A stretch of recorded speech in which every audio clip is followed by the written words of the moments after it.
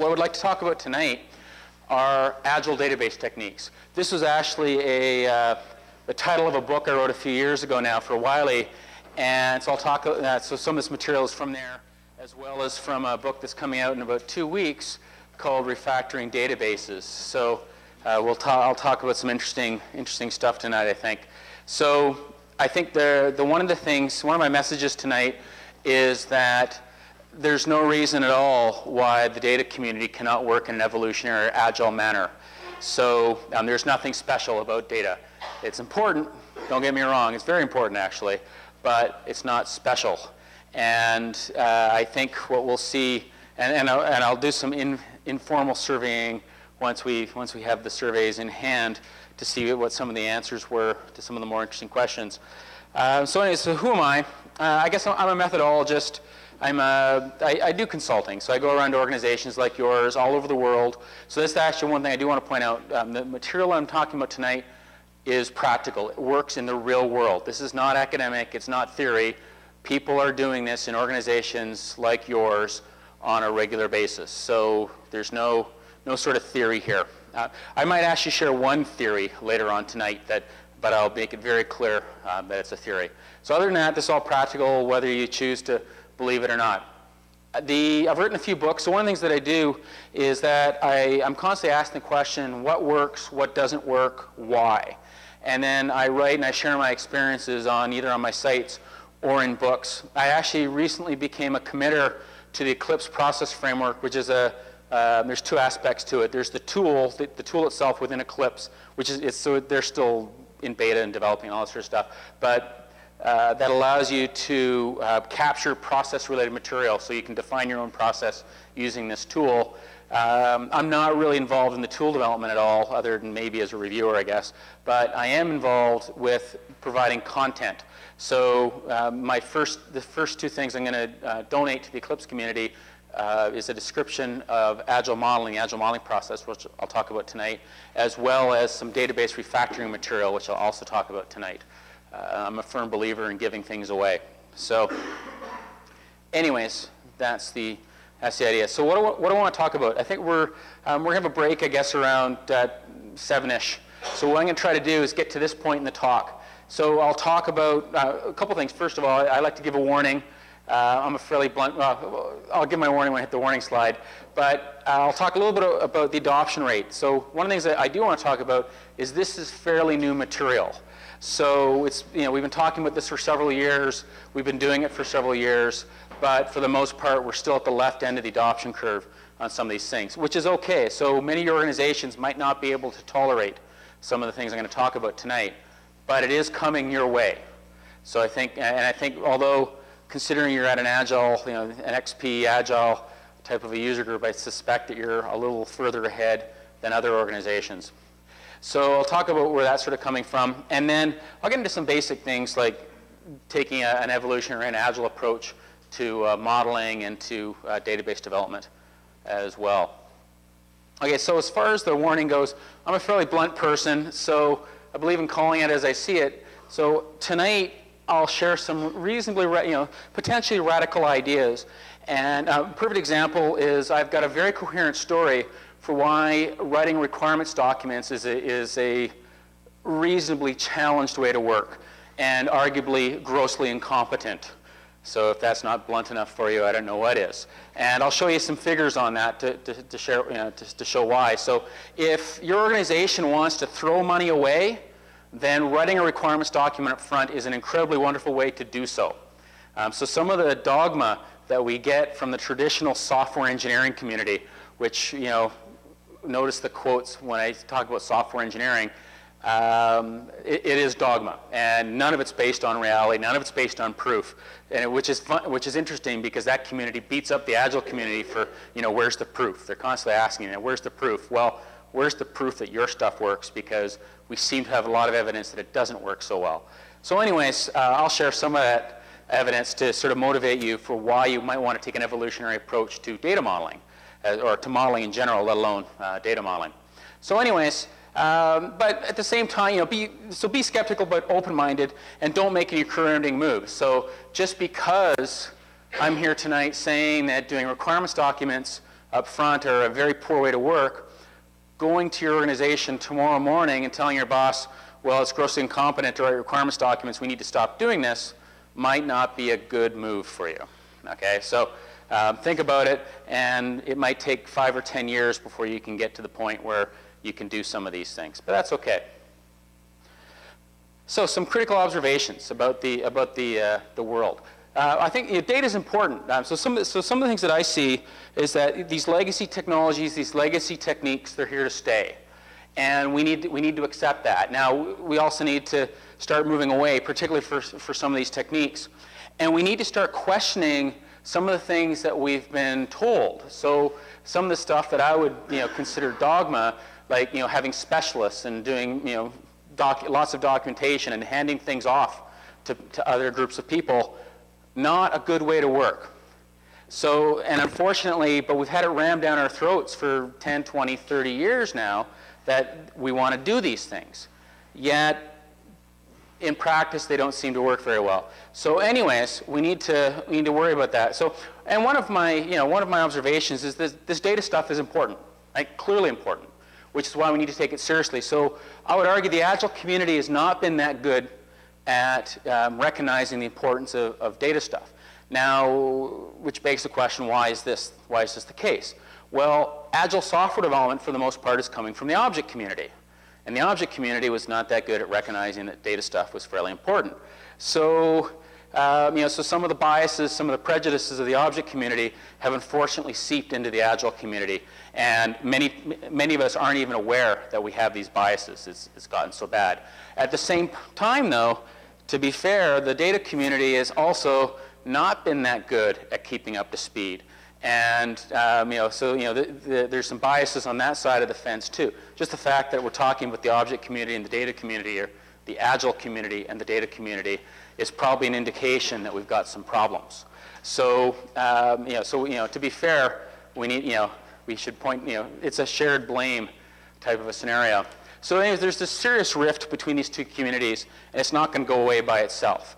Another observation, actually, if those surveys sort of migrated towards the end, we should secure them, because I don't want people changing answers or something. Not that any of you would do it, but we have enough challenges with bias to begin with. Okay, so a couple of things that I have noticed is that there are a few books that I can point to, like in the data community, that has any sort of coherent discussion of agility or any sort of coherent discussion of object stuff.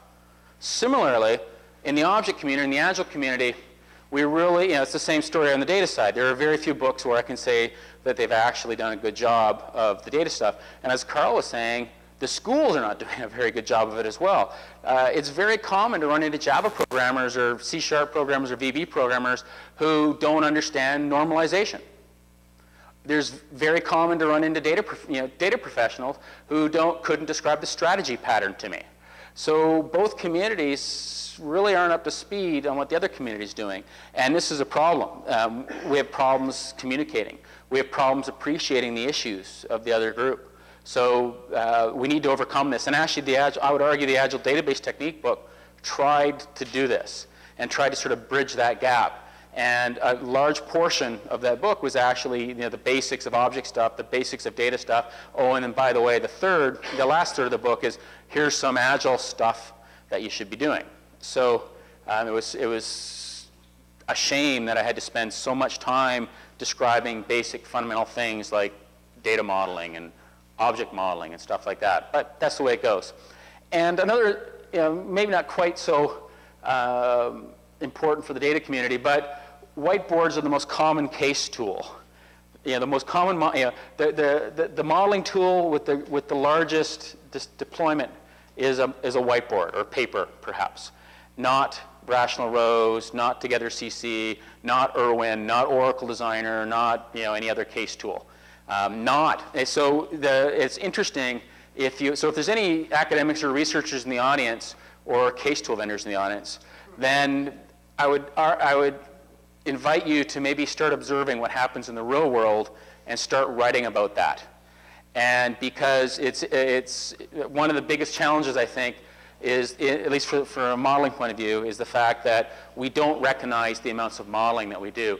XP gets beat up a lot for not modeling. I've lost track of the number of people that told me that there's no modeling in XP.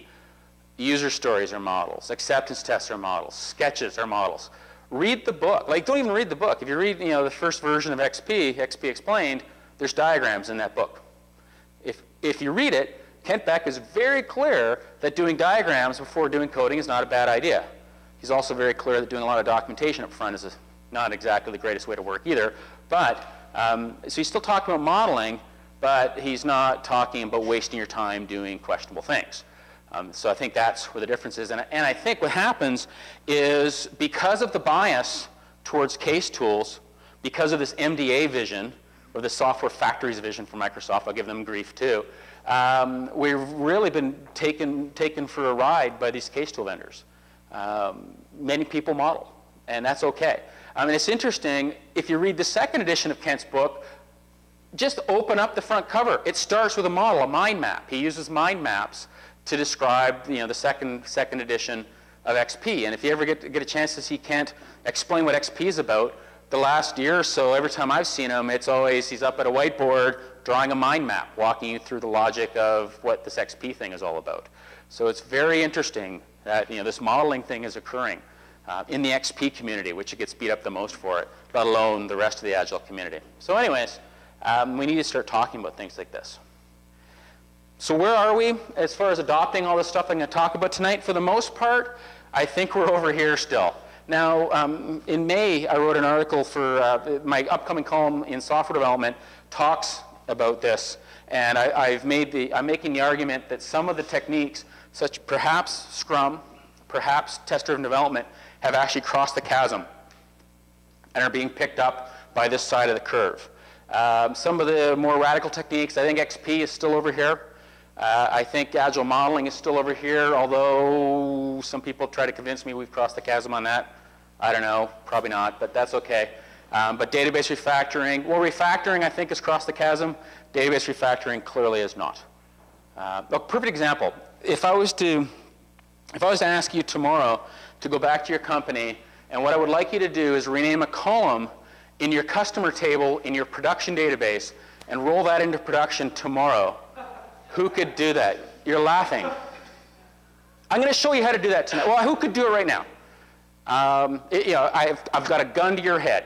I will shoot you at 5 p.m. tomorrow, and you have to successfully roll that change into production and get it right. Okay, you can. Why? You're special? Because we store our data mostly in a serialized fashion, and we can change that through an import-export method that we have. And you can roll all your apps into production tomorrow afternoon? Yes. Oh, okay. Brute force, and you can do it. Okay, well, we'll take his word for it. I don't know if it's true or not. Can you do it? I can do it because you're Canadian. You don't have a gun. I can go down to the local gun store. Worst case, I drive to Detroit, right? And I can get a gun pretty quick. I worked there for a while. I know my way around Detroit. Okay, I'm actually going to show you how to do that tonight. As long as you got like a relational database like Oracle or DB2 or one of the normal databases, I'll show you how to do that. You can all do this if you choose, but it's a choice. And one of the things in the refactoring book, I'll show you after the break because I'll get you spun up on all this. But one of the things in the refactoring book, we show full source code for how to do this. So one of the points that I want to make tonight is that the data community might not be taking us in a direction where we want to go. Because it seems reasonable that a trivial change like renaming a column should be trivial to do, right? And the fact that several people laughed tells me that our expectations of the data community are so low that we know they can't do this. They can't do trivial things, let alone anything of value. And I think this is a serious problem. Because what happens is the data group, or the database, we'll blame the technology and not the people, the database has now become the anchor around our neck. You're uncompetitive. And would you want to be able to compete against this gentleman? I don't know what this gentleman does, but I think your company would be hard-pressed to compete against that company if they can react to change quickly and do something non-trivial that would actually add business value, not just renaming a column. Because if they can do the easy things, more than likely, they got a shot at doing some of the more interesting things. But if you can't even do the easy stuff, then the stuff you really need to do is probably beyond your ability, or you're so slow at it that you got a serious problem. So, and it doesn't need to be this way. And I'll show you how to get it. I'll show you how to do this stuff. Not that I'm saying that it's easy. So there might be some career-ending move potential there. Okay, so the Agile data method. All this is a collection of philosophies. So we're off in flaky Agile land now. And I would argue that either this method or crystal clear is the flakiest of all the Agile methods. So, and Alistair and I will argue back and forth. I'll say Agile data is flakier than crystal, and he'll say crystal flakier than Agile data. But anyways, we get flaky awards in there somehow. So the idea, well, this is the entire method. 6 philosophies. The first one is data. Data is important, but so are many other things. So the message to the Agile community is we need to take this data stuff seriously, because it is important, it's an asset, blah, blah, blah, right? But to the data community, well, yeah, sure, data is important, but you know what? So is security, so is the user interface, so is functionality, so is the network, so is the hardware, and so is a litany of other things that you could rhyme off if you really wanted to. It's all important. And we can't just be narrowly focused on the one thing. This is not a good deal for us. So anyways, both communities need to rethink their approach to data. The second two go hand in hand. And this is where the Agile community hurts a bit, but not as much as people would say. The first one is enterprise issues. This enterprise stuff is important. The things that we build today have to fit in with everything else that we currently have and has to look to the future. And the data community is pretty good at understanding enterprise issues. This is one of the values that they actually bring to the table, is they almost always have a better handle on the bigger picture. Now, it's almost always narrowly focused on data, but at least the underlying gist is there. So it's not bad. At the same time, though, these enterprise groups, like the operational DBA, the data management group, the enterprise architects, the portfolio managers, if you're big enough to have an organization that has that sort of stuff, the operations staff, they need to be flexible, because you're going to have some Agile projects and some not so Agile projects. You might have some XP, you might have some 12.207 stuff, you might have some RUP stuff. Any large, decent-sized organization is going to have a range of things that they do, because all projects are different. That's actually number 4, the unique situation. Different project teams are going to work in different manners. A team of 3 people for 3 months is going to work differently than a team of 30 people for 3 years. Okay, so they're going to be following different processes. That's perfectly okay. So an enterprise group will support an XP team differently than they will support a RUP team. Then they will support a 12.207, like a serial team, a waterfall team, whatever you want to call that. Okay, and that's perfectly fine. But it makes life a little more difficult for the enterprise groups. So that your data administration group needs to be flexible. They're going to interact with the XP team differently than with the RUP team, than with the waterfall team. And this is something that many organizations struggle with. They will actually try to enforce one process on people, or each group will try to enforce their process. The data group will have their way of doing things, and the network group will have their preferred way of doing things, and they'll try to enforce their will on the development teams. And then they wonder why the people go around them. So this is a problem. So the enterprise groups need to be flexible. We need to work together, motherhood, apple pie type stuff. And sweet spot, we need to find, it's not a black and white world. There's at least shades of gray, if not colors.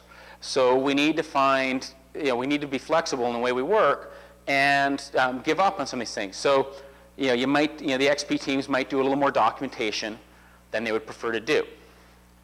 The waterfall teams might have to build a little more software than they would prefer to do. So things like this. Okay, so that's the entire methodology. What it's trying to do is set a philosophical basis for which we can work in an Agile manner. So let's take a look at it from a modeling point of view. The first thing is you can actually data model in an evolutionary manner. So I define evolutionary as iterative and incremental. Agile is evolutionary plus highly collaborative. Okay, so what I'm going to do, I'm actually going to show you a data model that's been developed in an evolutionary manner. Now, whether or not you developed it agilely, very highly collaborative, is up to you. Okay? So anyways, and this is actually coming from Agile Model-Driven Development, which I think is my next slide. Yeah. So when somebody tells you that Agilists don't model, thank them for sharing their ignorance with you. We do model, it's just that we don't write useless documentation. Okay? So I'm I guess the thought leader or the practice leader behind Agile modeling. And the idea, what Agile modeling is all about, is it describes effective practices and principles and practices based on XP originally for doing modeling and documentation. So we do documentation, it's just we put a price tag on it. We treat it like any old requirement. And it's interesting, once you start putting a price tag on documentation, you stop investing so much in it. And it's in like, all these traditional processes that say, thou shalt create the requirements document, thou shalt create the, the architecture document and this and that, everything else. Very arrogant. The underlying assumption, now they don't come out and say it, but there's this underlying assumption that your stakeholders who are intelligent enough to earn the money are very clearly not intelligent enough to figure out how to spend it. So we'll tell them how to spend it. We will tell them, you have to invest your IT dollar in a requirements document. You have to invest in an architecture document. You have to invest in status reports. You have to invest in this and that and everything else. Well, in the Agile world, we give people the option. We say, oh, you want to do a requirements document? Great, it's going to cost you 50 grand. Ooh, 50 grand? What can I get for 5? Or, what can I get for $10? Those are the interesting types of questions you get. So we treat people fairly. Now, yes, mistakes happen. That's okay. It's a learning experience. It's their money. They can spend it however they want to, because they will anyways in the long run. That's what outsourcing is all about. They will eventually go to another service provider, and that's okay for them. Anyways, okay, so how do we model? One of the things, so I'll give the Agile community a little bit of grief. One of the things that we're not good at explaining is what happens at the very beginning of a project during cycle, what Jim Highsmith calls cycle 0. The initiation of a project, where you set your room up and you set your computers up and you get people on the team and you get initial funding and all this sort of stuff. Well, from a modeling point of view, we also do some modeling up front. So in the XP community, we talk about these stacks of index cards, these user stories. They don't just magically appear, right? They got to come from somewhere. So there's a little bit, some sort of brainstorming session. Now, it might be a couple hours or a couple days, depending on your situation, but that initial stack of stories has got to come from somewhere. There might be some initial architecture modeling. A couple people get together and start drawing a sketch on a whiteboard, or start talking about the potential metaphor, if it's XP version 1, right? So this is what we do. So we do a little bit of initial modeling up front. Not a lot, but enough to sort of get things going. Then during development cycles, we do model storming. In the XP community, they talk about this is called a stand-up design session. So or just a Q&A session with our stakeholders. So we got this user story. So you start identifying the tasks, right? You start asking the detail, well, what should the screen look like? Come over here and draw, let's draw a sketch and figure it out.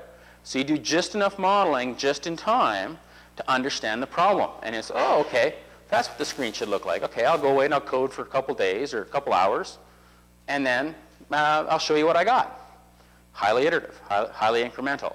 So what happens is if you step back and observe what really happens on some of these Agile projects, you might model storm for 5-10 minutes. If it's very complicated, I've got one client, they model a good hour at a time sometimes, which to me is a long time to model, but they've got some very complicated algorithms that they're trying to implement. And it takes them a while to sort of figure out what's going on, and they go off and they code for several days, and that's okay. I'm a firm believer in test-driven development. You should write your tests before you write your production code, but it's an optional thing. In Agile modeling, you can implement however you want. I just think TDD is an incredibly good thing to do, but I don't enforce it. Another interesting thing, and if you drop by the Agile modeling site, I've got a full write-up on this, is that the value of reviews starts to go away. So in the traditional community, I label a review as a compensatory practice. It compensates for poor collaboration. It compensates for allowing people to go off and do their own thing, to not work together, to not collaborate. And what happens in these environments where you're doing Agile modeling, when you have shared ownership of your work products, where you model with others, you should never ever work alone. Modeling with others is the modeling equivalent of pair programming. The general idea is that, the way I like to say it, software development is a lot like swimming. Very dangerous to do it alone. So when you tolerate people working by themselves, modeling by themselves, or going off and coding for several weeks or several months at a time, you're at risk because you've got no idea what they're doing. They might not be following standards. They might be building their own thing. You got no idea what's going on. So what do? You compensate with a review. You get some second sets of eyes on it. But in the Agile world, if you model with others, if you pair program, you're effectively doing reviews at that very time. So holding another review weeks or months later, not a lot of value. So why bother? So what happens is, what I tell my clients, so I go into clients and they've got, almost what I said, they've got these traditional cultures where reviews are considered to be best practices. And in those environments, they are best practices. Let's be fair. That is a best practice. If you're following a traditional approach and you've made those mistakes of having poor collaboration and letting people work by themselves, then compensating for that with a review is a spectacularly good idea. That is a best practice, without a doubt, in that sort of situation. So it's hard for them to give up on that, particularly if they've got people whose jobs are to review and run reviews and organize reviews and things like that. So what I do is say, well, let's just collect some metrics, and let's basically see how much are you investing in this review? How much value are you getting out of it? Are you identifying potential defects and getting bang for your buck for doing the review? And what happens is when I ask them to do that, they very quickly discover, surprisingly, that reviews are not that good of a practice in the Agile world, other than maybe to get a little checkbox somewhere, so that way some process, one of the process Nazis can say that you're following the process. Well, you might want to get rid of the process Nazis because I bet you they're not adding value either. But that's okay. We can spend our money foolishly, right? That's what it's all about. So what this slide is getting at is the chaos, the Stanish group, the people who do the chaos report, they've looked at hundreds and sometimes thousands of projects worldwide. Now, some of their data collection is a little questionable because they do surveys and things like that, right? So it's not perfect data, but the academic community has never actually done the job either to go and do the perfectly academically pure survey or research on this. But in the latest version of the chaos report, they've got data where what they've done is they've looked at project teams that did the requirements up front. They may or may not have reviewed and accepted them, but at the beginning of the project, they did the big requirements document up front thing, right? So they spec'd out the requirements. They're pretty happy with what they did. Then they went off and did the design, built it, tested all that sort of stuff. They took a serial approach. Then they took the subset of projects that actually delivered software into production, the arguably successful traditional projects. Okay, so it's a small, once they're narrowing it down to the teams that actually delivered. So what they did was, and those were considered successful because they got some software out the door, right? More than likely late, more than likely over budget, didn't matter. They built something. Then they went back to the stakeholders and they asked the question, so of what you had delivered to you, how much of it do you actually use? And the answer came, and this is over hundreds of projects in many organizations worldwide, different sizes, all that sort of stuff.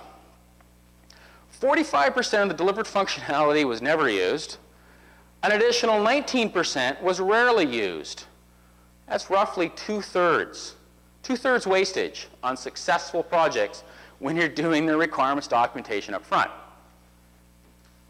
I would not want to be a CIO in an organization and have my CEO get this information in hand. I don't know how I could keep my job if I had to explain this to people. And this is the successful stuff. Two-thirds wastage for your IT investment when you're doing this big requirements stuff up front. So why does that happen? Fair questions. Couple reasons. First, people aren't good at predicting up front what they need. We know this. People change their minds. We know this for a fact. So trying to predict things up front, it's unnatural. Doesn't make any sense. Okay? The second problem is that, which I think is where a lot of the stuff actually occurs, is that we've trained our stakeholders that this is the way to work, that we do the requirements up front. And then what we do to prevent scope creep or feature creep, we make it very hard for them to change their minds, right? We put them through this change management process, which is one of the great lies in traditional law. It's not change management, it's change prevention. And it's hilarious. So, and when you read, and go back and read about these change management processes, so-called change management processes, their justification is to prevent scope creep. That's not management, that's prevention. At least have the integrity to tell the truth. But, you know, it's traditional community, so of course they wouldn't do that, right? So anyway, not that I'm bitter. So anyways, so what happens is once you've been through an IT project once or twice, our stakeholders learn. They're smart people, right? They know that if they change their minds a couple months from now, the IT guys are going to make it really miserable to change their minds. So what happens? Any intelligent person is going to go, well, if I make up a bunch of crap now, it's painless. I'll just put it in the document. And maybe I'll need it in a couple of years, maybe I won't. Doesn't really matter. But if I know a couple months from now, if I think a couple months from now I actually need some of this stuff, I'm not going to get it because of the change prevention process. So we motivate them to make a bunch of stuff up. So I think a lot of this stuff is things, oh, maybe I'll need it, maybe I won't, who cares, put it in the document. So I think this is where we're getting the 45%. Unfortunately, to my knowledge, the standards group did not ask the question, so what functionality was not delivered that you actually need? Which I think is the interesting flip side of this coin. So anyways, I think we're not doing too good. So, question? It's also kind of assuming 100% correlation between feature and specification, right? Yes. So they so what happened is the team went off into Fantasyland, tried to specify things up front, delivered something, and then of what got delivered, 2/3 was roughly a write-off. 45% was definitely a write-off, and another 20% was questionable at best. Yeah. So, okay, question. Do you know the study did the deliverables actually meet the specifications of the requirements? I don't know. Who cares, though? 2/3 of their money was thrown away. Two-thirds of whatever got delivered was questionable. So who cares if it met the spec or not? More than likely, it met the spec, was pretty darn close. But the thing was, it passed acceptance testing and got delivered into production. Right? If there was acceptance testing. If there's no acceptance testing, well, okay, then you're going to get whatever you get. And it, called like it is, acceptance testing in the traditional community is another one of the great lies. Because you think about this. You're 18 months into a 12-month project. You spent $2 million of the $1 million budget you had, and then it goes to acceptance testing, right? You don't stop that. Nobody's going to say, no, this is crap, don't send it in. It's like, oh yeah, we invested our $2 million really wisely. Yeah, we're winners. Put it in, right? It's not acceptance testing. It's ram it down your throat testing. Call like, yeah, that's basically what happens in these organizations. Not acceptance testing, it's a joke. And sadly, by the time they actually identify defects during acceptance testing, it's too late, right? You're out of time, you're out of budget. Maybe you'll fix it in the next release. Or maybe you'll slap something together right at the very end and put it in. But a lot of the time, it's questionable. There's a question in the back?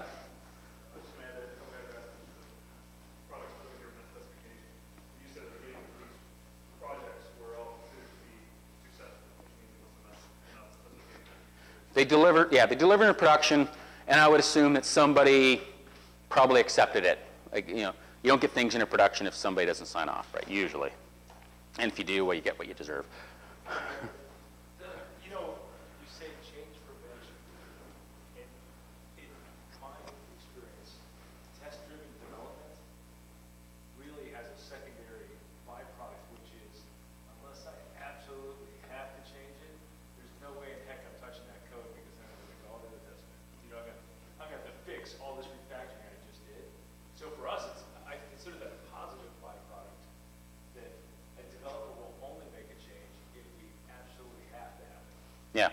And which affects that 45%, right? Unless it really has Yeah. So what happens? What the Agilists do. And I don't think I've got the slide discussing this, but what the Agilists do, because we we build stuff in priority order, assuming that the stakeholders can prioritize their requirements, then for the most part, we're starting here at the good end of the pie and working our way through. So any reasonable stakeholders, by the time you hit somewhere in here, they're going to start cluing in, we're not getting much value for our investment. We should stop investing in this, get it into production, call it a day, let's go work on something else. Now, yeah, sure, if they're insane and love throwing their money away, then yeah, even the Agilists will produce functionality that's not used. But, hey, crazy people can spend their money however they want to, right? That's okay. So yeah, so that's the basic idea there. Do things in priority order. Don't try to do all this stuff up front. So let's work through an example. Now this is based on reasonable, names have been changed to protect the innocent type stuff. But what I'm going to show you is the data models of going in an evolutionary approach. So yeah, there'd be use cases or user stories or UI stuff and all, all those other business rules and all that other stuff being worked on as well. Let's just look at the data stuff. Now, this is all fully documented online. I'm going to show you this version where we started off with an initial conceptual model. The first version that I did, so basically what happened was I did this as a 3-article series for software development a few years ago now, working through evolutionary data modeling, starting from scratch. No thinking up front at all. Just, okay, here's the requirements, boom, let's start modeling. And what happened was that, you can go and you can figure this, you can go read the articles yourselves. But what happened was on iteration 5, based on real world requirements, on iteration 5, we had a really nasty refactoring. So then I was actually consulting at a company a few months later, and we worked through this example as a learning experience. And then, so a couple of the data models said, well, what would have happened if you did some modeling up front? And I said, well, we'd throw all our money away because that's a stupid way to work. But it got me thinking, well, maybe if we do just a little bit of modeling up front to think through the landscape, maybe we would have avoided that refactoring. So sure enough, that actually happened. So I redid the assignment redid the problem, doing some initial modeling up front. So I'm going to work through that version of the answer. So anyways, this is our requirements. It doesn't really matter what the details are. But what we've did some user stories, the stakeholder prioritized them, and we've assigned them into upcoming iterations. So right now, we've got, well, however many requirements there are there, and we've organized them into 6 iterations. So let's work through it. So so based on that initial set of requirements, did some whiteboard. Now, usually I would do this on a whiteboard, right? Wouldn't waste my time making it look pretty in Visio, but it ended up in training material and stuff like that, so I made it look pretty. But it doesn't really matter. So anyways, and I think it appeared in a book too. Can't remember now. But yeah, it did appear in a book. I know that for a fact. Okay, so anyways, who cares? The point is that based on, this is the level of modeling I would do. This to me is a conceptual model, a domain model. Identifies the entities and the major relationships between them, that's it. Don't want to hear about attributes, that's a waste of time. If you want to employ modelers, you want to just throw money away, then put a lot of detail in this model, do it all up front, and 2/3 wastage. Woohoo. Okay, if your goal is to employ people. Okay, so this is literally the level of modeling I would do, and I would have done it by hand on a whiteboard in 15, 20 minutes, tops, right? However long it takes to get the basic ideas out of the stakeholders. Because I don't need the details. And this is actually a fundamental philosophy. If you have the ability to to do the detailed modeling today, you must also have that same ability tomorrow. Unless you have a frontal lobotomy scheduled, right? Like really, if you can do it today, you must also be able to do it tomorrow when you actually need the information. So doing it today offers very little value. And better yet, waiting to do the modeling just in time. So instead of trying to do it today up front, if I wait until 3 months from now and start gathering information when I actually need it, I have 3 months of experience in that domain. I can now ask more intelligent questions. My stakeholders have seen 3 months of software delivered. They can give me better answers. They got a better handle on what they actually want to do. So it's in my best interest to wait to gather that information, assuming I have access to my stakeholders. If I don't, then I'm motivated to do a little modeling up front. Question? The description I like for that state is making those decisions and writing all that stuff down up front is doing so at the point of maximum ignorance. Yeah. Since as soon as you get into the project, you start learning. Yeah, exactly. People on Earth won't choose to do that. Yeah.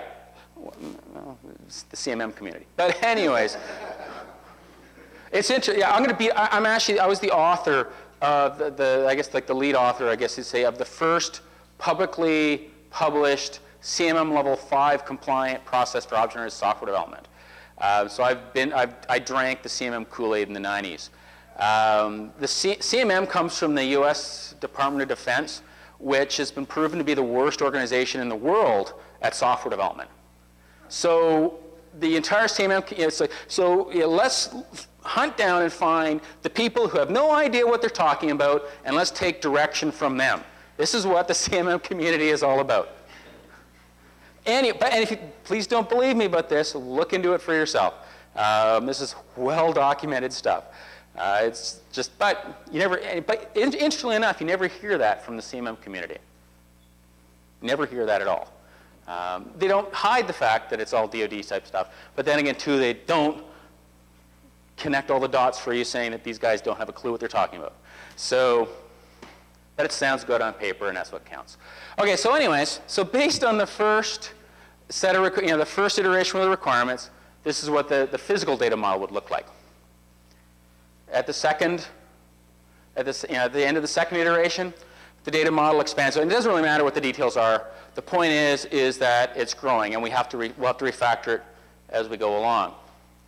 At the end of the third iteration, this is what it would have grown to. And there's a little bit of moving things around, and if you look into the details, you'll see that there might have been a refactoring or two there. Then the requirements change, okay, because we deliver some software. So at the end of this third iteration, we'll go back. If you look at those first 3 iterations, I can actually sort of run a karate studio at this point. I can get people in. I can start, running the business, things like that. Not a lot of functionality, but the basic stuff is there. So we roll into production, start using it, start finding out, this initial set of requirements wasn't so good. So the requirements get reworked. So now we start talking about, we get child students. We realize there's more to it than just karate. We also teach Tai Chi. We do Taibo, cardio type stuff, all those good sorts of things. They have different types of belts. They do things in a different order, all these good sorts of things. So anyways, things get changed. But we still have this selling of products. It's interesting. In Canada, I don't know, it probably happens in the States too, parents will buy their children weapons for Christmas, like swords and knives. It's in sticks, right? They're arming their children. Anyways, strange but true.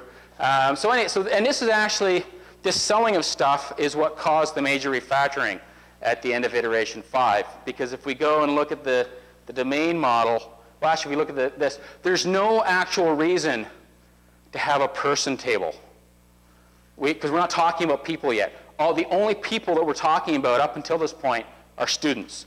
And it's not until we start selling things in the original requirements at iteration 5 where you actually need to have people involved, because you have these parents who don't train buying stuff for Johnny, and you don't want to, so mom comes in, orders a sword, the sword comes in a couple weeks later, you want to give it to the mom so she can wrap it up, put it on the Christmas tree, and not let Johnny know about the sword. And you don't want Johnny running around with a sword in the dojo anyways, for obvious reasons. So anyways, you update the domain model. Now, if I had this on a whiteboard, I would have left it on the whiteboard. So in my preferred working environment, I have a big room like this with people in the middle and whiteboards surrounding myself, right? So if I want to go and do something, I want to do some modeling, I just go to the whiteboard, I start drawing. And if I like it, I leave it on the whiteboard. If I don't like it, I erase it. Or usually I just leave it and I erase it when I don't need it anymore, which is almost always when I've run out of whiteboard space and need to kill something off so I can do some more modeling. So anyways, iteration 4 comes along, we implement those requirements, and then iteration 5 and so on. So the model keeps growing. So the point is that there's nothing special about data models. So just like the application developers can take an iterative and incremental approach, they can evolve their object schema if they're doing object technology over time. the data folks could also evolve their database schema over time if they choose to. Now, this is from a modeling point of view, and everything works on a whiteboard, or everything works on PowerPoint slides. What we'll do, we'll take a break for 10 minutes. Is that the general rule? Okay, we'll do a 10-minute break, and then I'll show you the second half of the scenario, which is how do we actually evolve the database schema? Because we all know we've got data to worry about, and we don't want to break the database and good stuff like that, right? So we have to have the tools and techniques to be able to evolve the database schema, as well as the model itself. So anyways, I think that's where we'll, okay, so what does this work?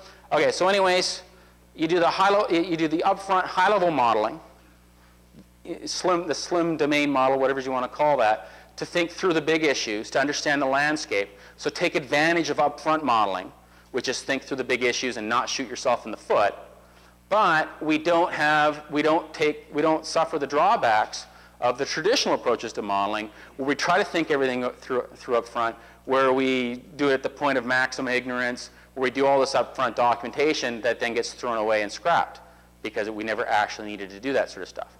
Because if the requirements change, anything we did based on dropped requirements is now a write-off. So it's not that good. So anyways, so we can still take advantage of the modeling without the hit of needless documentation.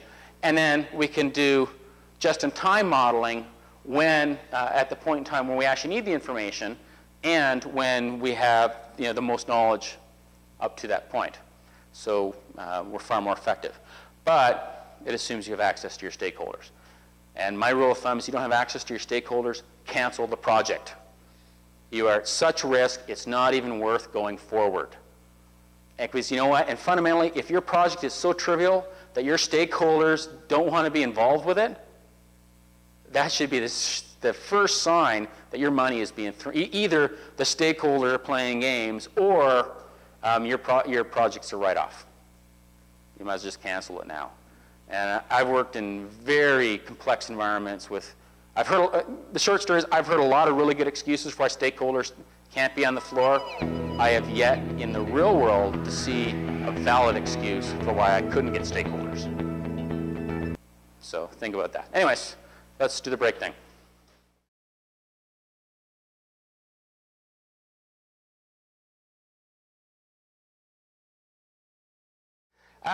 Okay, so refactoring. Okay, so anyways, I promised earlier that I would show you how anybody here could actually make a reasonably trivial change to the database schema, even though you thought you couldn't do it. So anyways, let's talk about it. So database refactoring is the same sort of concept as code refactoring, except it's at the database level, not at the code level, not the source code level. So a couple of interesting points. First is that, so if you, how many people here have read Refactoring by Martin Fowler? Okay. How many people own a copy but haven't read it? I should have asked that question. Okay, I have to figure out a key way to ask that. Yeah. Oh, hey, the important thing is you bought a copy, I guess. Okay. So in that book, Martin Ash, he did talk about database refactoring, and he basically talked about how hard it is, and so he left it out of scope. So he's a very smart guy. So anyways, so what happened, myself and Pramod Sandle, she works at ThoughtWorks with Martin every so often. In parallel, we've both been working on this database refactoring stuff, and we met a few years ago, and then so we've been sharing ideas and all that sort of stuff. So eventually we decided we should write a book on this topic, which is coming out, I think, next week, very soon, before Software Development Conference, which is in 2 weeks, so it has to be next week, I guess. But anyways, the idea with database refactoring, so code refactoring is a simple change to the design of your code that improves the design but does not take anything away, nor does it add anything. So it doesn't change the semantics. So all you're doing is improving the design, and that's it. So it could be something as simple as renaming a class, renaming a method, moving a method to another class, things like that. You're not breaking it, you're not adding anything new. Same thing with the database refactoring. It's a simple change to your database schema that improves the design but does not change the semantics. But the semantics of a database are a little more complex because you've got behavior, you've got triggers and store procedures and good stuff like that, but you've also got data.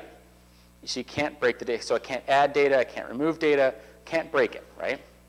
And you can't add new things. So yes, adding a table is a simple change, but that is adding something new. So that would not be a refactoring. It'd be a transformation. So anyways, so just want to cover that. So the reason, okay, so now one thing I should talk about is that this definition of not changing the behavioral informational semantics isn't perfect. So if you're in anal retentive academic fantasy land, then I do in fact change the informational semantics sometimes, because there's some data quality refactorings that improves the quality of the data.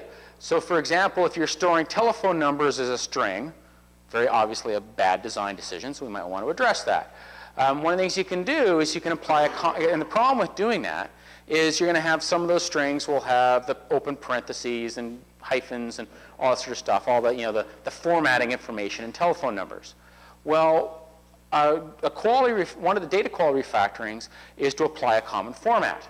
So you could take a pass at all that, because the problem is, if you've got all these phone numbers in different formats, then you've got all these apps which more than likely parse all these different formats and then do whatever it is that you want to do with phone numbers. So if we could apply a single format to that data column, well, it makes life a little bit easier, particularly if you want to change the type at some point to a number, which is probably what it should have been to begin with.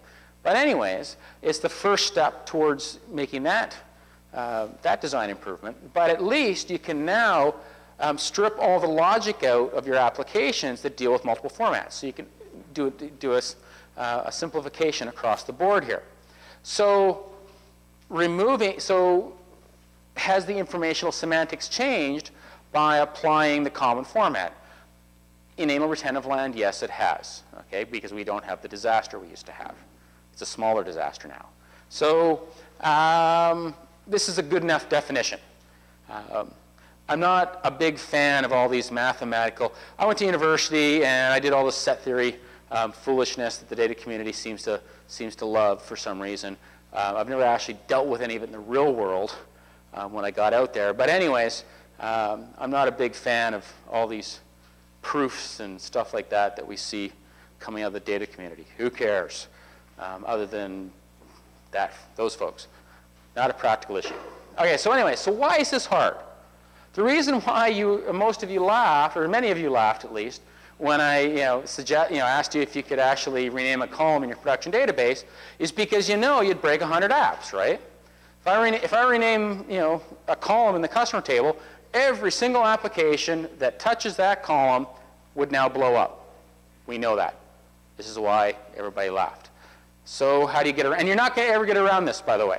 If you've got 100 things touching that table, well, you've got a problem. You're going to have to potentially change 100 things. So, and this is an issue that I think, maybe it's the application community, maybe it's the data community, but at some point in time, we blew it when it came to data architecture. Because this is coupling. This is, coupling 101, right?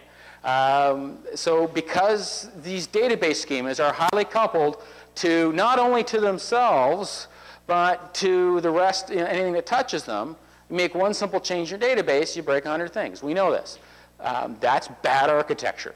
So we might want to think about this. So how do you do this?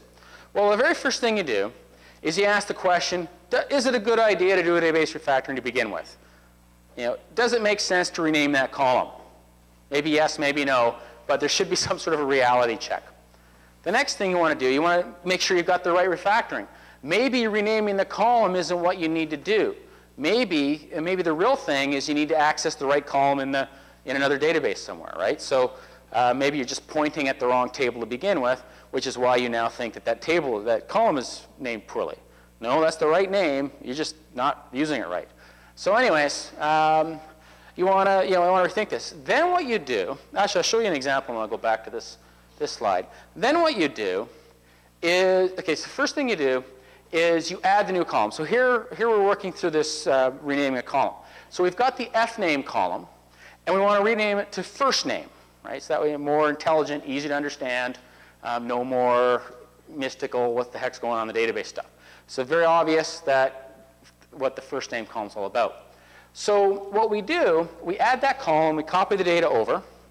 We also introduce a trigger to synchronize the two columns. So what happens is we know we can't just rename the fname column and roll it into production because we're going to break 100 apps.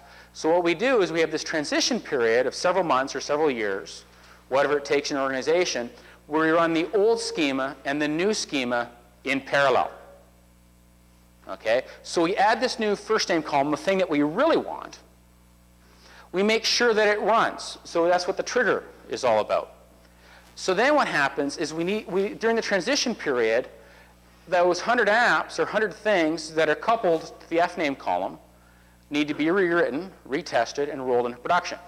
So the assumption I have to make is that I'm not going to be able to fix and roll 100 applications into production on the same day. This is why you have this transition period. So I got to give the teams enough time to do their work successfully. And I also have to assume that they're going to roll at different times. So the assumption is that any given application will access either fname or first name, but not both. So I'm not going to put the onus on the app teams to keep both columns up to date, because you know that's not going to work.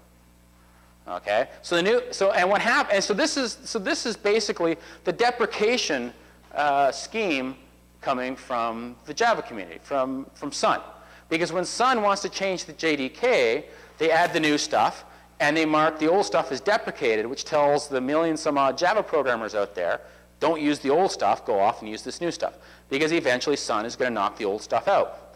So then what happens, once these teams have put all their stuff into production, tested it, everything works out, then you run some sort of a deletion job, which removes the fname column, removes the trigger. So by doing this, so a very simple approach, very safe, very trivial. So we can now support a trivial change, like renaming a column, with a trivial solution, which is exactly the way it's going to be. So what happens now, we can, in fact, you could, now assuming that it takes you less, that you could possibly do some sort of hot fix into production, you could, in fact, tomorrow, go back to your organization, rename that column, roll it into production like this, and you could have the newly named column up and running, and everything works out fine from the point of view of any app that wants to access it. You could, in fact, do this. So what does it take to support this sort of thing? Well, first, you need to have a good regression test suite in place. This is just like code refactoring. You can't safely refactor your code unless you can make a change, rerun your tests, see if you broke anything, and then fix whatever you broke or roll back the change. Same thing on the database side. I've got to be able to test my database schema. How many people here work in an organization? This is one of the white questions. How many people work in an organization where your data group is responsible for data quality? Anybody? What the heck are they responsible for? No? People don't want to answer this, I guess. How many people work in an organization where your data group has a full regression test suite for their database? Interesting. Okay, so this is a problem, right? So in most organizations, you've got coworkers here, so that might be why you're not answering. But in most situations, I usually find 90% of the audience will stick up their hand and say, yeah, the data group is responsible for data quality. Of course, that's one of the things, that's why they exist, right? They're responsible for this data stuff, and quality is one of their aspects. Yet, the second question, who the heck's doing testing? Maybe 5% of the audience generally says, yes, the data group will do testing as well. So they talk the talk, they don't walk it. I got a problem with that. One of the things I think we should do as a community is start raising the bar on these data groups. I'm not interested in hearing about data quality anymore from these people if they're not also testing, because that is not exactly rocket science to me. Okay? You want to talk about data quality? Great. Let's talk about it and let's do it, and let's get something in place where we can actually guarantee data quality. Because if you're not testing, then there's no quality there. Can't be. Doesn't work that way. Scott, what do you mean exactly by data quality? What you would be testing in that situation? Oh, well, I've got slides coming up on that. So yeah, good question. So keep that in mind. Okay, so anyways, other refactorings. Oops. Replacing a column. Okay, in this case, we're replacing the customer number column with the customer ID. Because what's happened here is customer numbers right now are numeric, so a numeric column works out. We're starting to talk about now in this organization, for whatever reason, they're now talking about an alphanumeric. So they're going to add a couple digits or a couple letters onto the end of the customer ID for some reason, right? So I look at my schema, can't support that. So the very first thing I do is I have to start supporting an alphanumeric column.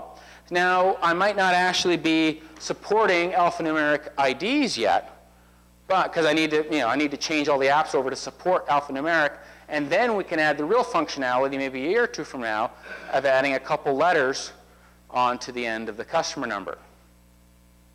Okay, so this is the initial refactoring to get us to the position where we could actually support the real business requirement change, which was to add a couple letters onto your customer ID.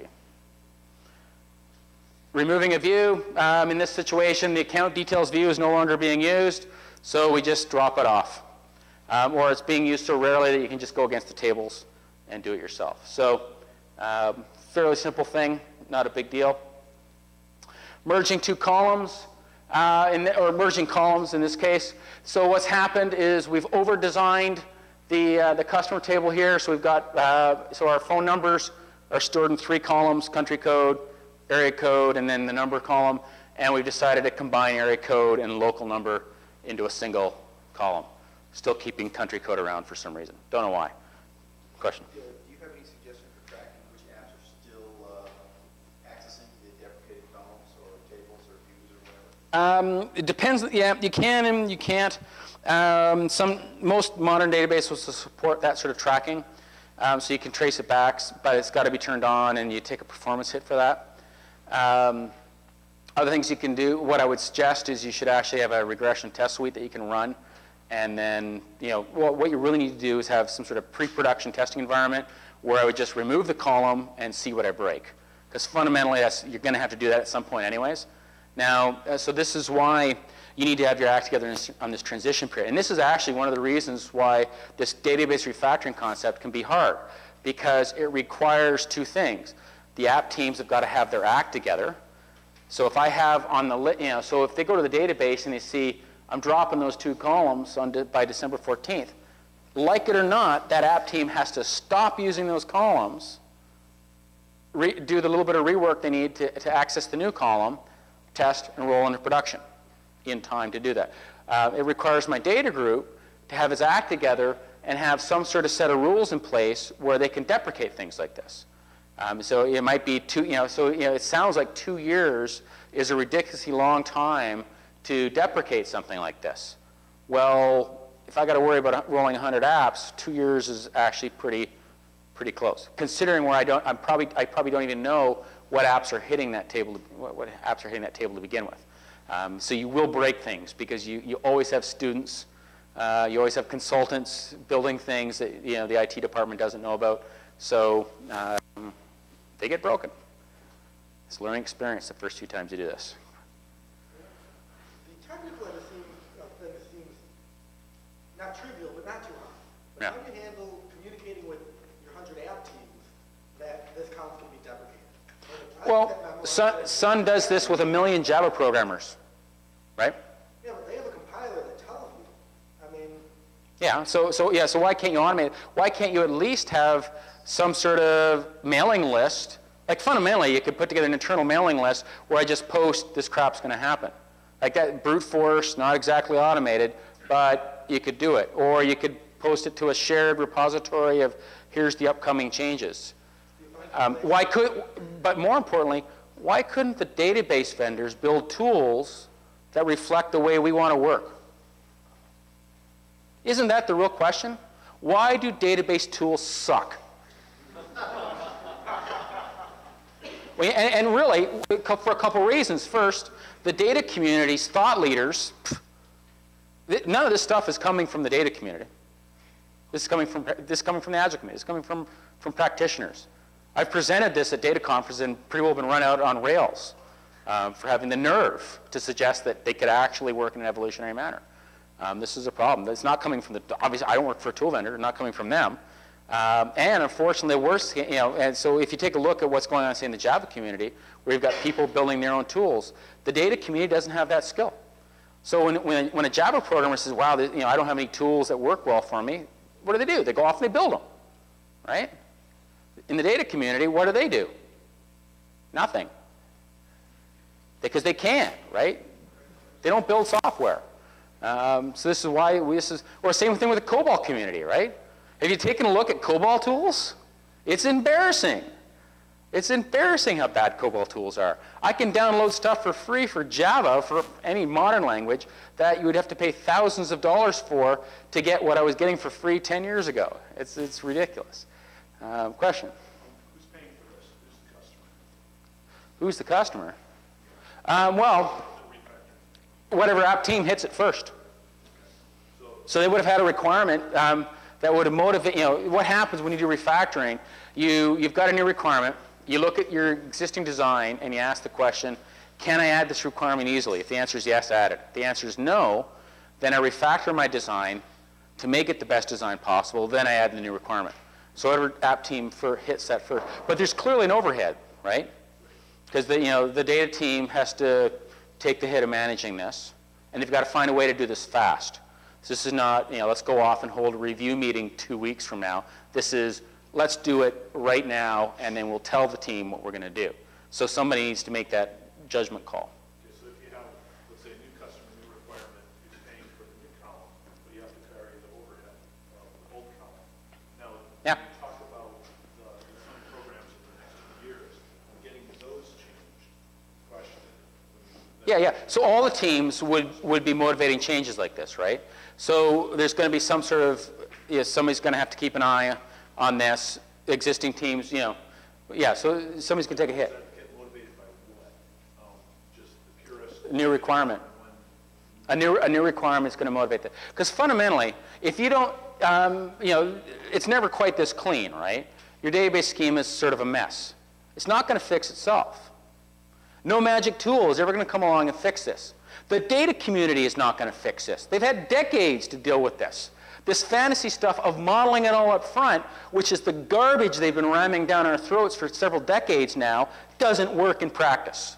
And all we've got to do is take a look at any database that's out there, and they've always got excuses for why it's crap, but at the end of the day, their vision didn't work out.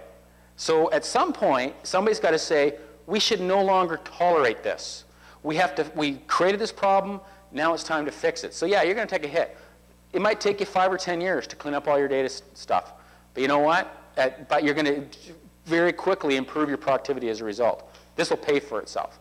First little bit, yeah, you're going to take a hit. Yeah. I understand that. I mean, I like what you're doing with that and been involved with the organization that was trying to do some things like this occasionally on a larger scale. But a lot of times it came back to, it's like, who's going to make the changes to all the really big stuff? Because that's not what the customers want to pay for. The customer who's paying for this new change, the new field, doesn't want to pay for all the old stuff.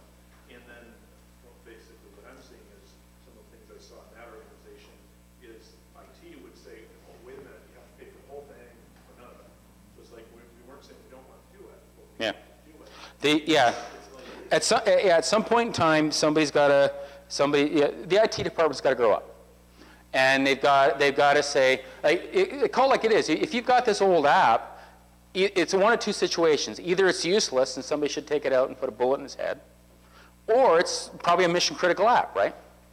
If it's a mission critical app, the requirements are changing. So they should be updating it. They should be working on it. There is no such thing as a truly mission critical app that doesn't have changing requirements. So they should be acting on it. So there should be some action going on there that just gets rolled into the overall stuff. And I've worked in Fortune 50, Fortune 10, so I know what it's like. And yeah, there's a lot of stuff out there that people are afraid to touch. Right? We don't touch that app because it's going to break. It's going to blow up in our face. That's clue number one, that you need to go in and touch it. If you're afraid of it, deal with it. Because you know what? It's just going to get worse. So yeah, IT management is unfortunately going to have to start doing their job. Yeah. Yeah, exactly. And it's starting to move. Yeah, eating the rest of the things in the fridge. Yeah, or you can continue, because call it like this. This problem is not going to fix itself, right? So what do? You let it get worse. And it's in most data groups now that I see in any decent-sized organization, they're just desperately trying to hold the line. They're trying to make sure that it doesn't get worse than it is now. And that's a losing strategy. What they're trying to do is stick it to the next group of people that come after them, because the people that came before them stuck it to them, right? So this is what you do. Even waving around the back there. Is some of the answers to this, taking a step back, not to have some sort of business manager or assist between you and the data that talks to the and accessing the data directly with the database? Yeah, so you should encapsulate access to your database. It's called like it is. This is just Tor architecture. That's a stupid way to build things. You should be going through an encapsulation layer, right? But how many database books do you read where they talk about encapsulating access to database? Or if they do, they talk about writing stored procs, which is not exactly a step in the right direction, but it's not much of a step. You've just drawn a circle around the thing, everything's coupled. Yeah. So what you do is you put a few layers, because COBOL's not going to talk to TopLink, right? So you got COBOL, you got C#, you got Java, you got Pascal, or whatever else you can pick around. You might have several persistence layers that you go through. Maybe they can run on the same metadata. Good luck doing that, but that would be a nice vision. But yeah, at least you could have all your Java apps going through Hibernate or through TopLink.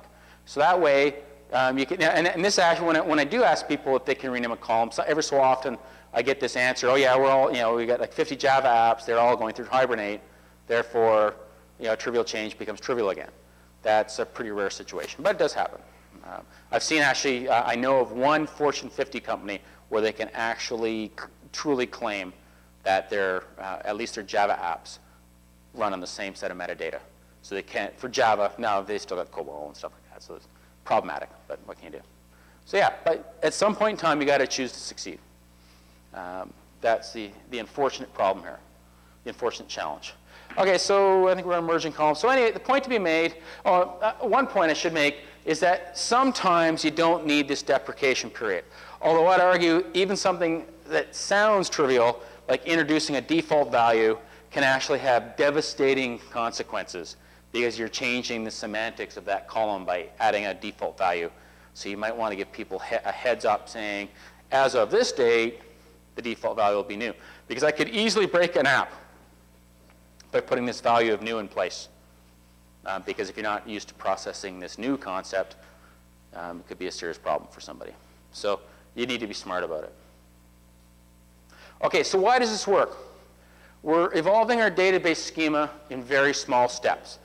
So in the book, we have 65 database refactors. There's actually a few more. We discovered too late that we missed at least 2. Oh well, details. But anyways, we have full source code, all sorts of stuff. So they're all doable. Technically, they're all doable. So all very simple, very straightforward. It lets you start digging your way out of the hole. And I think this is the critical issue. There's actually now a vision and a way to do this. Some of the tool vendors are starting to come up to speed. The Eclipse project has announced the data tools effort. So at least in the Java community, in the open source community, we're going to have database refactoring tools. So when Martin Fowler published refactoring, there was no tools. So doing code refactoring was actually quite difficult. Now it's trivial. It's built into all the IDs, at least for the easier refactorings. The same thing with database refactoring. You got to run scripts, and so you got to do all this stuff by hand. So we show you how to do it all by hand. But my point is that fundamentally, the database vendor should be making this a lot easier. We should have there should be some automated way to deprecate portions of the schema. I shouldn't have to send emails out. I shouldn't have to have some sort of repository of changes somewhere or whatever. I shouldn't have to hand jam all the work that it takes to strip out all these stored procs and stuff like that. It should just automatically happen in the database. Okay, and then, yeah, I guess still got to keep an eye on and administer it, but this is something the database vendor should be making it easy for me to do. Just like the tool vendors or the open source guys make it easy for me to refactor my code, it should be easy to refactor my database schema. There's no reason why this should not be the case. We just now need to wait for the tool vendors to get up to speed. Question? You kind of alluded to this earlier about the difference between the data realm and people who write software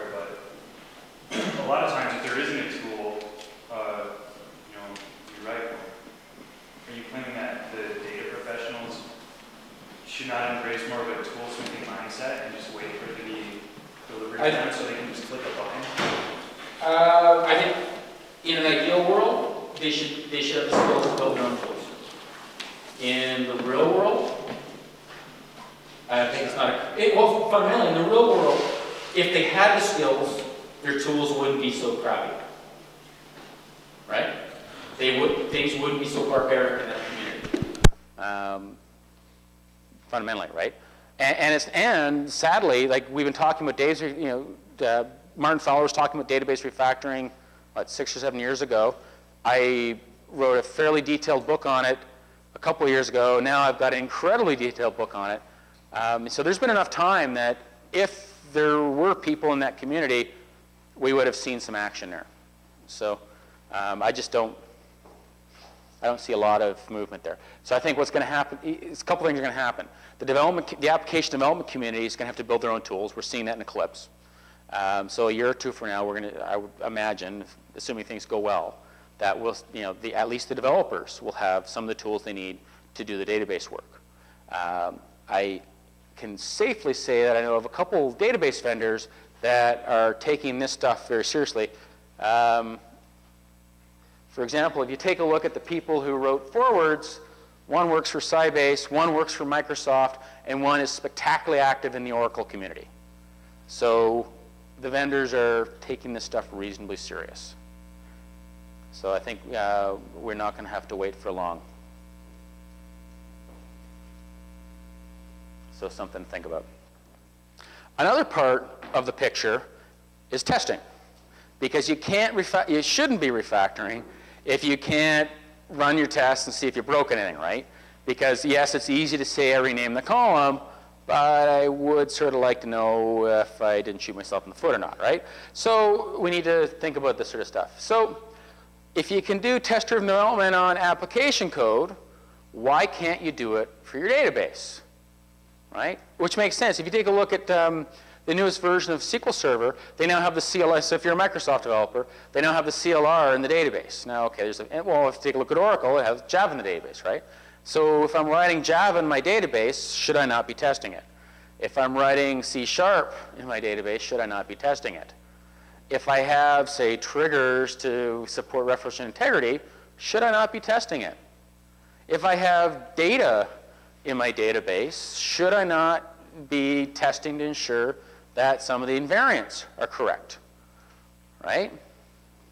Because call like it is. So for example, in introduce default value, here we've got a constraint. We set up in some databases, you can automatically set it up so that way it introduces that default value automatically when you do an insert, right? If you haven't put a value in it.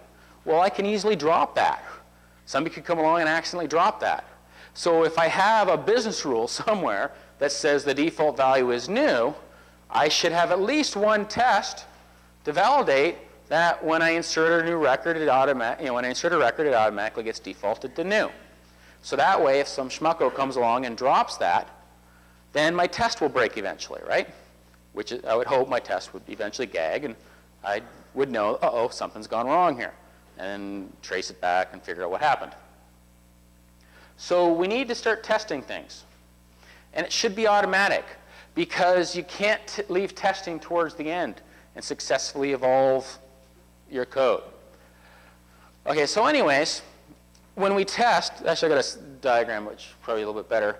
We have to test the stuff accessing or interfacing to the database to make sure it's pulling data out correctly or putting data in correctly. And we need to test the stuff inside the database. So we have view definitions and triggers and stored procs. Very obviously, stored procs should have at least the same level of testing as we have of our application code, right? Like, who cares if it's, if functionality is deployed to the database, to an app server, to, to some sort of fact client, doesn't really matter. Functionality is functionality. Test it.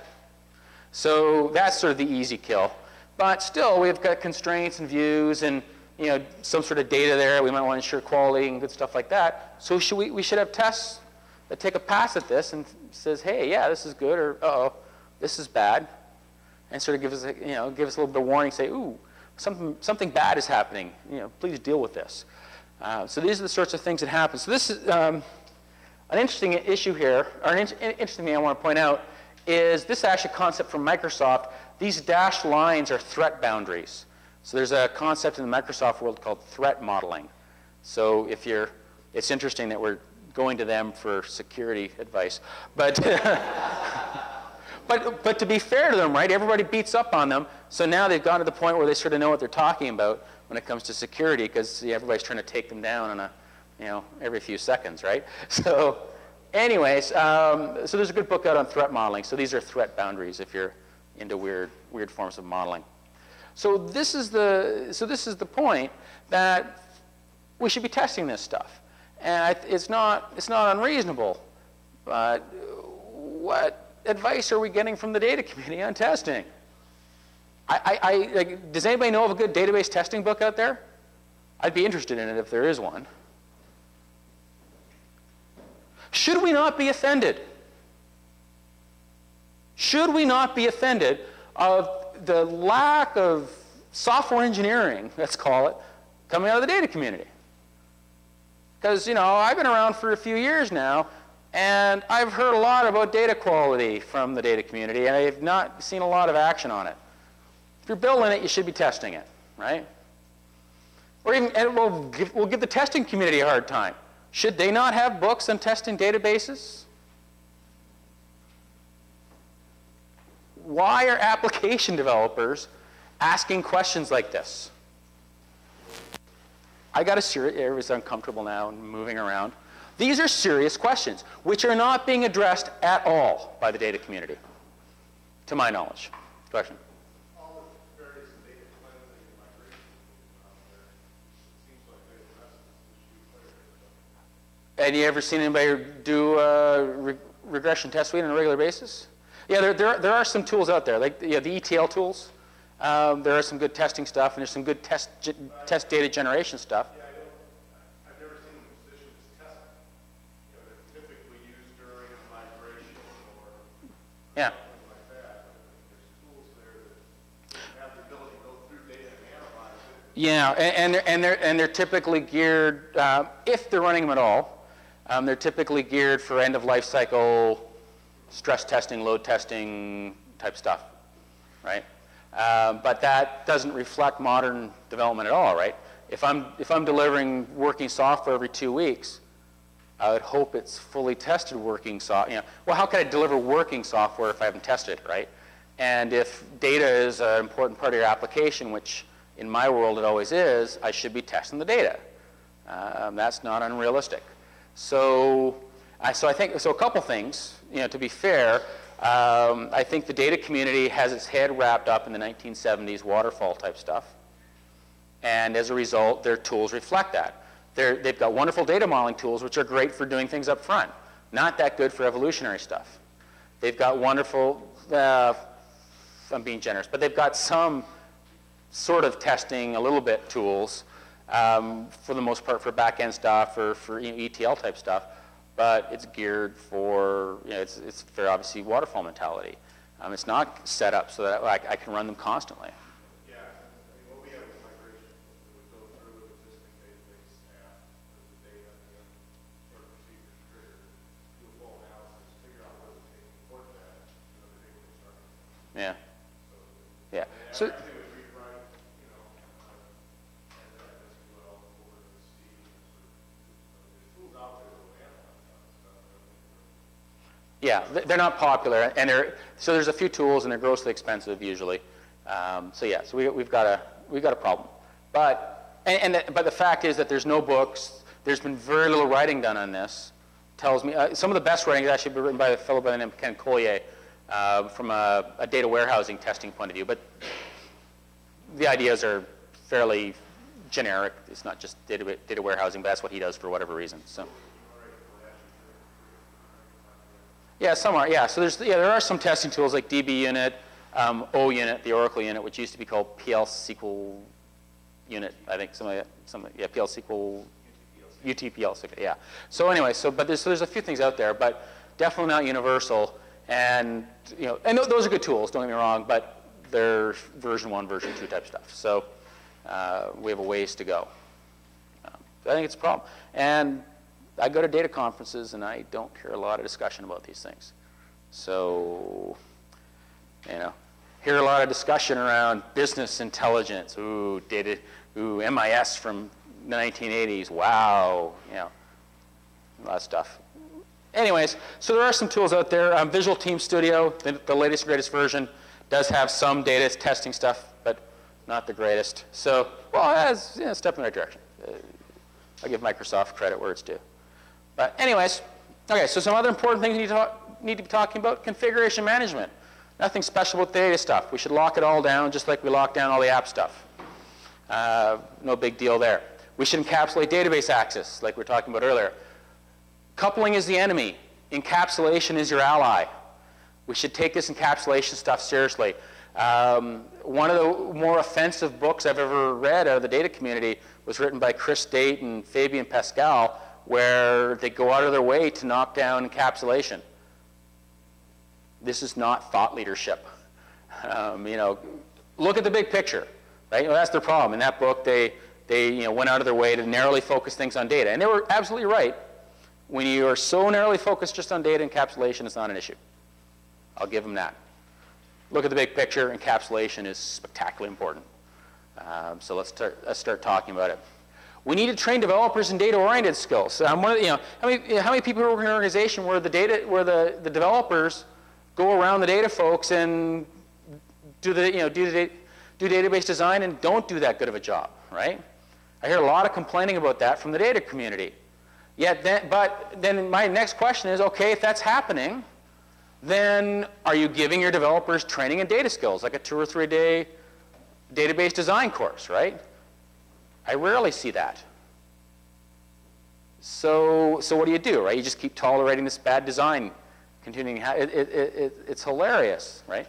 But giving the developers the skills they actually need would not be politically palatable if you're trying to build a large data organization, right? You're trying to control things. Something to think about. Okay, we need to train data professionals in development skills. They should have an understanding of Java or C# or VB or whatever it is that you're working in. And they might not be a Java expert, but they should be able to bang out some code.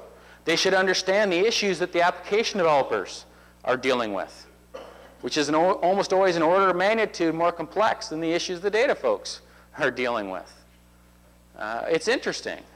You take a look we should promote the concept of generalizing specialists. What a generalizing specialist is somebody with one or more specialties. So, you might have a specialty in, you might want to be a really good Java programmer and a really good Oracle DBA, which is great. Do it. But, so those are your two specialties. But you've got a general handle on testing and project management and other aspects of software development. And better yet, you've also got a general handle on the domain that you're in. And what happens, this is called a Renaissance developer or a craftsperson, whatever it is you want to call them. And what you find is that when you build teams from people like this, they're more productive because they don't have to do as much work. Because when you have a specialist, if you have a use case modeling specialist, they're going to write really great use cases, whether you need them to or not. If you've got a data modeling specialist, they're going to create great data models, whether you need them or not. And they're going to start handing things off, and they're not going to understand what they're getting handed off. And you're going to be capturing the same piece of information in multiple spots. That's not anything. You guys are worrying about traceability. So by having specialists, you end up doing far more work than if you've got generalizing specialists or craftspeople or whatever you want to call this. I prefer the term generalizing specialist, but that's just me. So anyways, and this is something that needs to be looked into. The research community needs to start doing some productivity measures, some ROI type measures on stuff like this. Because we've actually had it rammed down our throats for several decades now that we should take a Tayloristic approach to development, have teams of specialists handing things off to each other. This is just manufacturing from 100 years ago. Worked reasonably well for Henry Ford, doesn't seem to work all that well for intellectual stuff. Yet this is what the traditional community wants us to do. The vendors will reward people for being specialists. You will be rewarded handsomely if you get certified in Java, or certified in Oracle, or certified in some sort of Microsoft thing. because it's in the vendor's best interest that you specialize and stay with that technology. Because once you've invested the time to get certified in technology, you're probably not going to move away from it, because it's too much work to get recertified in something else. So you'll stick with it. So it's like vendor lock-in at the career level. It's probably not good for you, and it's great for them, probably not good for you, and it's probably not good for your organization either. You want to have as many, a wider range of skills as possible. It makes you more employable. And if I was an employer, I would want to make sure I have staff that were employable as possible, that other organizations were desperately trying to steal away from me. Right? I don't want to have staff that nobody else wants. I would want to invest in my staff as much as possible, make them as productive as possible. And then, yeah, I'd have to pay them better. They're worth it. Okay, so in conclusion, a couple things. I'd like you to start filling out the second part of the survey, and hopefully you remembered your unique number. If you didn't fill out the first half, that's okay too. I'll just have not applicable for your first answers. That's okay. So anyway, some of the takeaway points. I believe evolutionary development is the norm. It is not the exception. So I think we've got some sort of a miscommunication with the data community, because they're geared for the most part for serial development. We're not doing that stuff anymore, and clearly the Agile community is not doing that stuff anymore. I believe this Agile stuff is taking off. I believe we're starting to cross the chasm, and some things have crossed the chasm. So if you intend to work in this industry for more than a couple more years, you might want to take this Agile stuff seriously, although I suspect, seeing as this is the XP group, I'm probably preaching to the choir. There is absolutely no reason why data professionals cannot work in an evolutionary manner. The techniques are there, the tools, okay, got a few problems. But you know what? That's going to solve itself out in the next couple of years. That is not a big issue. You can at least do all the stuff by hand. So I think we need to start raising the bar on the data professionals among us. We need to start raising the bar on the vendors. I don't think we should tolerate some of these tools that we're seeing from the vendors anymore. It's not unreasonable for me to expect a decent database refactoring tool. It's not unreasonable to expect a decent data modeling tool.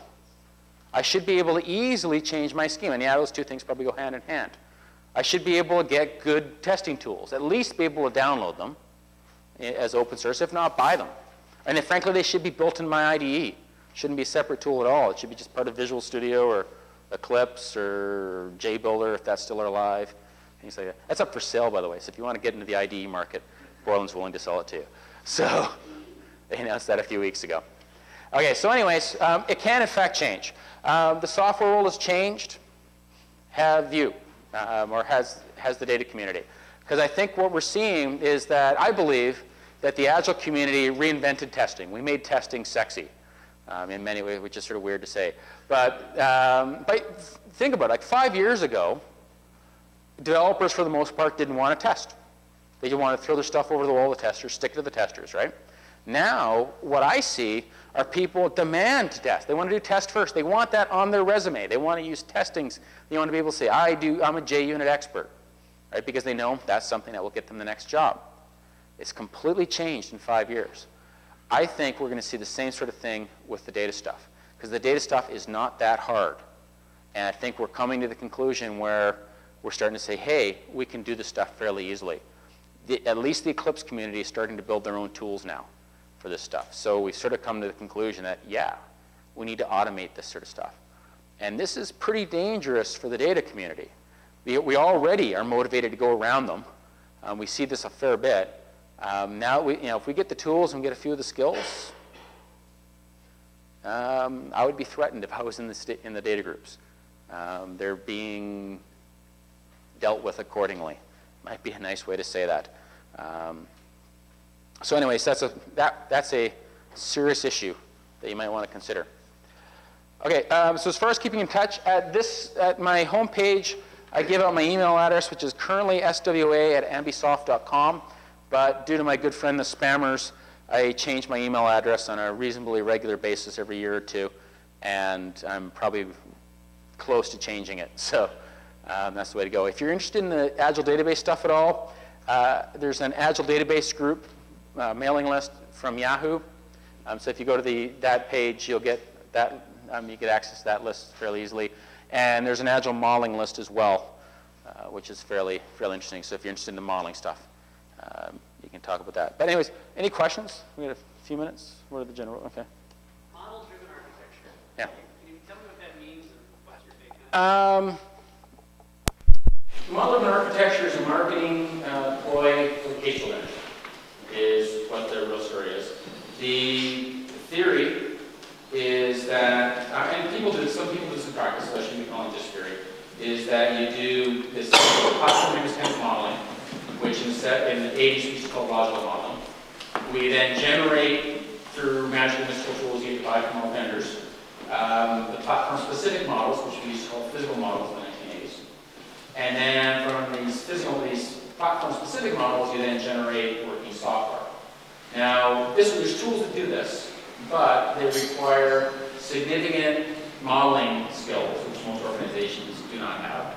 They require you to use the tool of you need to marry the vendor, basically, which many organizations are unwilling to do, because there's this XMI promise of sharing models between tool vendors, that yet there is no, even though 30, 40 some odd tool vendors claim to be XMI compliant, there's not a single combination of two tools where you can export from one, update the model, export back without loss of information. XMI is a complete and utter lie. Nobody is motivated to do this stuff. It will never happen. This is the same, if you remember back to the case tools, the iCase from the 1980s, there's this thing called CDIF, which was the same lie.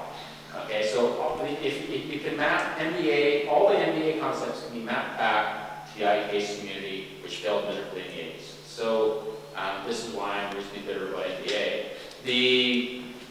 I believe maybe MBA is applicable maybe to 5% of the marketplace, which is good. You know, if you're in that 5%, that's great, right? And I'm sure there'll be. How many people are doing MBA? Okay, 0%, but it could have been 5. I was expecting at least 1 or 2 people. So, okay, so anyways, that's okay. But the thing is, my question, what does the other 95% of the marketplace do when it comes to modeling, right? And my experience, and I'm sure, there's this case tool vision of, say Irwin, where you're doing data modeling in Irwin and generating your schema. That's great, I do that all the time. Or Together CC or Optimal J, or I do visual modeling and then create the code, update the model, and go back and forth. Still requires a lot of skills, still requires great tools, but that to me is a little more realistic. That might be 20% of the market, which is which is good. That's a good chunk of the IT market. And the same sort of thing. This is true as well of the software factories concept from Microsoft with domain-specific languages, right? All they're saying now is instead of generic languages like UML, let's have specific types of models to do specific types of things, like a specific type of data model, a specific type of web service model, a specific type of user interface model, and then the tool can string these models together, generate code, wizard, and all that sort of stuff. And that's the way you develop software. That, to me, is at the same sort of level of, that falls in that 20% category, perhaps. So, which is non-true, that's not true marketplace. So what does the other 75% of the development community do? Well, I think that's Agile modeling. So, how many people here do modeling on whiteboards? Ever do whiteboard sketches? How many people here have a book with whiteboard sketches in it that I did not write or Eric Evans did not write? Peter Code? Peter Code book? Actually, I was going to say the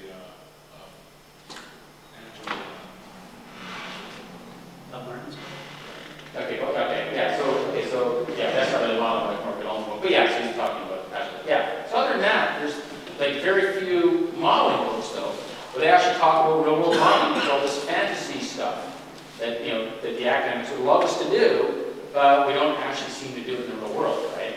And so my beef with the modeling community is stop talking about things that you want to do and start observing and start talking about things that you actually do. I was at the UNO World Conference last year, and I'm on the conference committee, so I'll give that conference a really hard time. But was a panel on the future of modeling. Everybody on that panel worked for a case tool vendor. Every single person are giving a little introductory talk, and they're trying to plug their tools with plugging the tools, and you're not allowed to do that, right? So we went for half an hour listening to all this wonderful stuff. They all had interesting stories to tell. So I knew the person that was running the panel, so I stuck out my hand. A bunch of people stuck up their hand and asked questions. So Randy knew that I was probably going to ask a really nasty question, so we asked him first. So sure enough, I asked a really nasty question, easy to predict. And my question was, well, without plugging your tool, what is the most effective modeling tool you have ever used throughout your career? Every single person on that panel said whiteboard. Nobody, so here are these guys talking about the future of modeling. Nobody was talking about what they actually do in the real world. Nobody. Nobody used the term whiteboard. Nobody used the term sketch or paper up until the point where their issue was forced. That to me is offensive. Yeah, but you just told them they couldn't push their own tool. Yeah, but they couldn't push their competitors. The IBM guy could have plugged the Microsoft. Well, there's why would you though? There was nobody from from Sparks who does enterprise. There was nobody from CA who produces Irwin. So they had choices of other tools. And it was the UL conference, so why couldn't we plug Irwin, which is a pretty darn good data modeling tool? Or why couldn't we plug Oracle Designer, which is a pretty darn good data modeling tool? So they could have chosen to do that. Because they're not mine. Well, they're modeling. Yeah. Okay, so then, so then why? So then when they're not allowed to plug their own tool, why did they then go to what they actually do? Well, or even without it, do you not think that maybe doing whiteboard sketches might be part of what you would do in the future when it comes to modeling?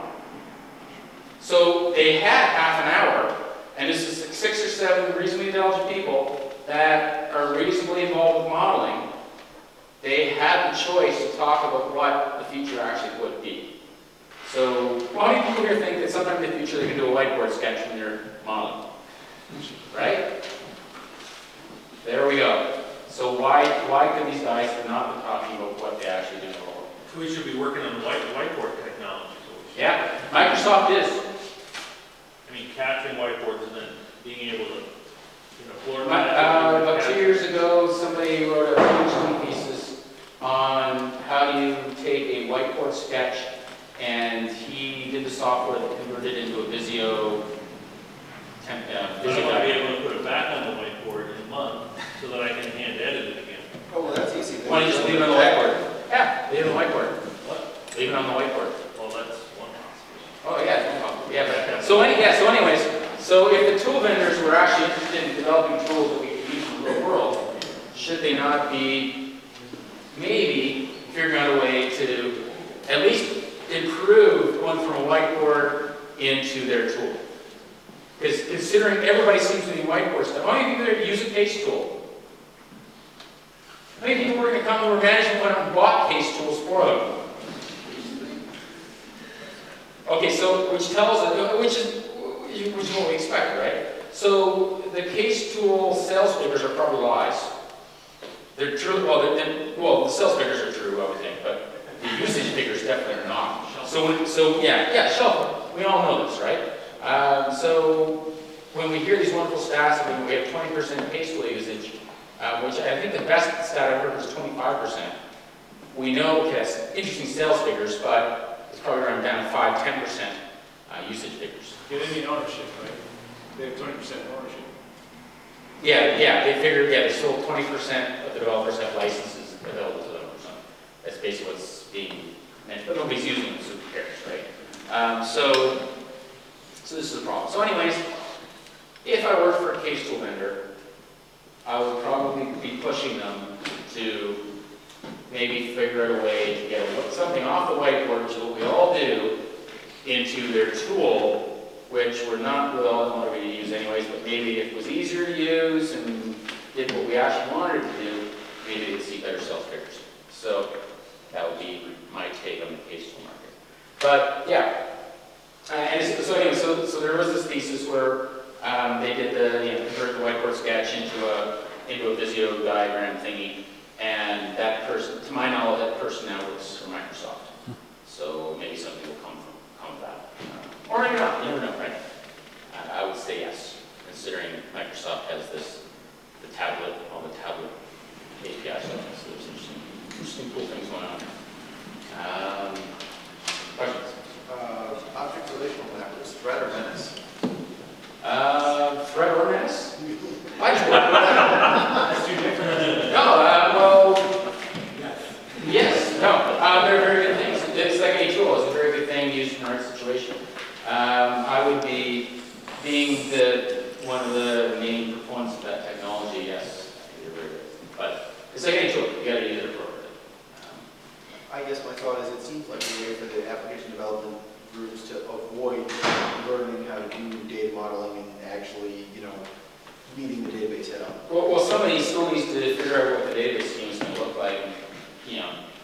if you've got a crappy database schema, you're still in serious trouble, right? So we need those data skills. It's fundamentally you gotta start open. But If you've got this nice language, this SQL that lets you get at data, why not use it as your data access? because you're coupling your application. So if you've got embedded SQL in your Java code, I've now coupled my app to my database schema. So if I've got 100 apps that have embedded SQL, and I've got 100 apps that potentially change my database schema changes. So what I want to do is couple my app to some sort of mapping thing, to some sort of access layer, which if it's running a metadata now, at least for simple changes, then I update the metadata, retest, all sorts of stuff. I should be good to go. So by putting this layer of abstraction in, I improved encapsulation and will decrease coupling as a result by easily maintaining design. If I've done it right. Isn't the real answer to that though, like, sort of? I mean, Oh yeah, you can still shoot yourself in the foot. Yeah. You can still do it. If you've got a bad object schema, a bad database schema, or a bad mapping, you will have challenges. You've got to know what you're doing at all three spots in that. So yeah, nothing's guaranteed. You can still shoot yourself in the foot, right? What if you don't have a data group and you don't have anyone who's good with databases? You might want to hire or train, right? Like fundamentally, that's it, right? Like, one of the general rules of thumb, if you've got an HR problem, you need to solve it with an HR solution. Throwing more bureaucracy at it and procedures will not solve your HR problems. It'll probably exaggerate them for you. But yeah, if you don't anybody on staff with database skills or you need database stuff, it's like anything else, right? Either you tough it out and you figure it out on your own, you train somebody and then tough it out and figure it out on your own, or you hire somebody and then you bring them to the fold. I'm hoping that if you don't have anyone with database skills, then you obviously don't need a database. Well, basically what we decided was we left a lot of the relational stuff and went to that serialized table. And that allowed us to avoid using SQL, and we would just do most of our code by accessing cached objects. That works. I think you're using Prevail. Sorry, what? Are you using Prevail? So it's the Java environment? No. Roll your own? Yeah. Okay. What do you use for reporting? We use Data Dynamics Active Reports, which allows us to feed whatever kind of data we want out of it. We just... Okay, cool. It works. Do it. We're sort of at the, actually we're quite a bit over our time, so I just wanted to close up formally and thank you and let people go or stay around if they want. So thank you very much. Thank you.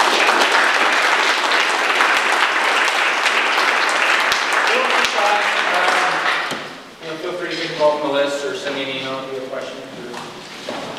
Send me hate mail if you want to talk about it.